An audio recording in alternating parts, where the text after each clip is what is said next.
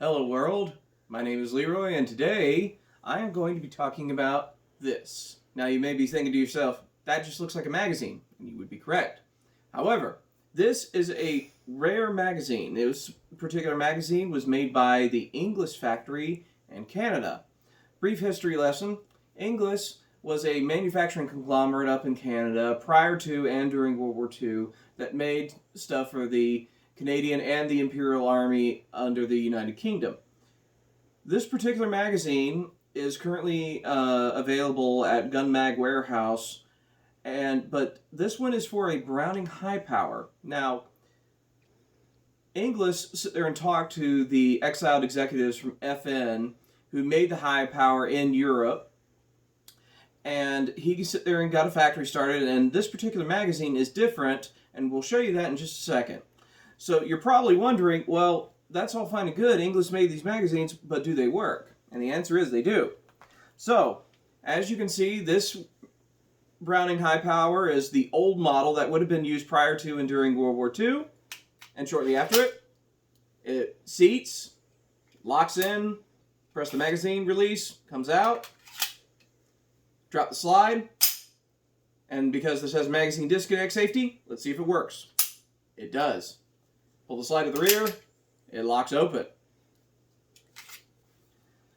So, you're probably wondering, okay, well, it works for the old school. Well, what about the Mark IIs and the Mark IIIs? This is a Mark II police trade-in. Let's see. It works in, it's locked in place, drop the magazine, reinsert it, drop the slide, magazine disconnect safety, let's see if it goes boom. It does. Pull the slide to the rear, locks open. So, this particular magazine is different from the other two, and we're going to sit there and show you that just in a second. Go ahead and pause it.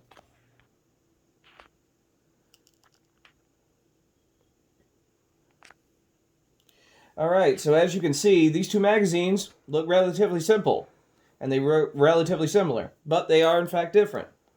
This is the more modern magazine that most of us are familiar with. It has the center punch there in the center to disassemble it. So you just take a punch, or the universal disassembly tool, i.e. a pin. You press down on that button. You remove the mag plate. Sometimes it gets a little stuck. Make sure and have a finger over there so that way stuff doesn't go flying. Take the floor plate off. You have your follower, your magazine spring, and the magazine floor plate retainer, and the magazine body itself. Relatively simple, right? Well, the thing is that the follower on the more modern magazines is made out of plastic. This follower on the older magazines is actually made of aluminum. And the body itself really is, pretty much the same. But if you look closely, you can tell that it has a different way of retaining that floor plate. It is a little tab with under spring tension.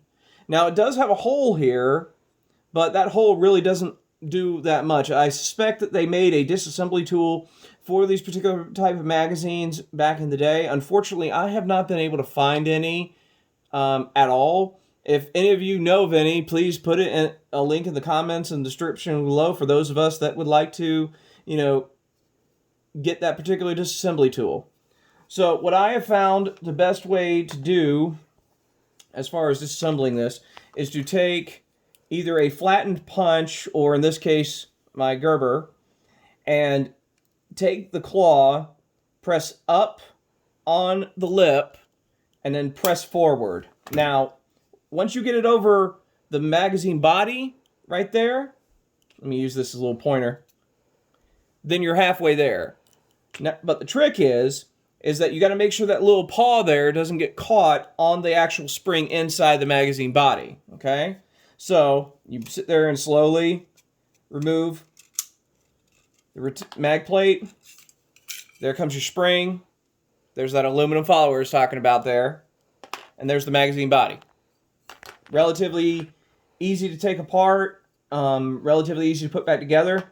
Now, you need to be made aware of something. When I bought these magazines from Gun Mag Warehouse, they came in cosmoline. For those of you that don't know what cosmoline is, that is a very thick preservative oil, and it was coated all up in this. So if I was trying to take this magazine apart and put it back together, it wasn't going to happen. So what I did was I basically opened up the sales package, removed the plastic wrap around the magazine, and then threw this entire magazine assembly in a tub of simple green solution, let it sit overnight, and then took it out, disassembled it, cleaned it, and then oiled it and reassembled it. So now we're going to reassemble this. It's just simple. You put the follower and the magazine spring in there, and here comes the tricky part. Okay, you're going to press the magazine spring down. Make sure you sit there and keep it real tight in there so that way it doesn't go flying. And then you will slowly get the mag floor plate, along the rails at the bottom of the magazine body. And this can be tricky, okay? So now that I've gotten it to this point, now you're going to have to pry it from this point to get it over the back of the magazine body there. So you're going to probably have to bring it forward just a smidge. Again, take your Gerber or a flattened punch, raise it up to where it's just above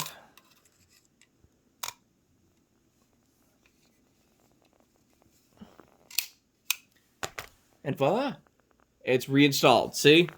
And there is spring tension. Go ahead and pause.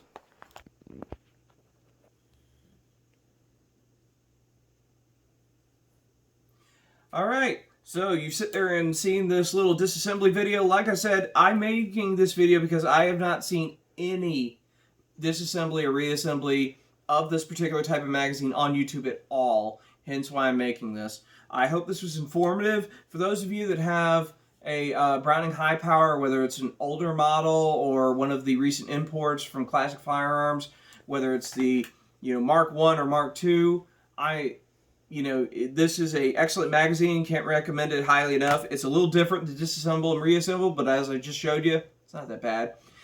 And this is a 13 rounder. I'm fairly certain that you will be able to put this in a Mark III. Unfortunately, I don't have a Mark III here, so I can't confirm that.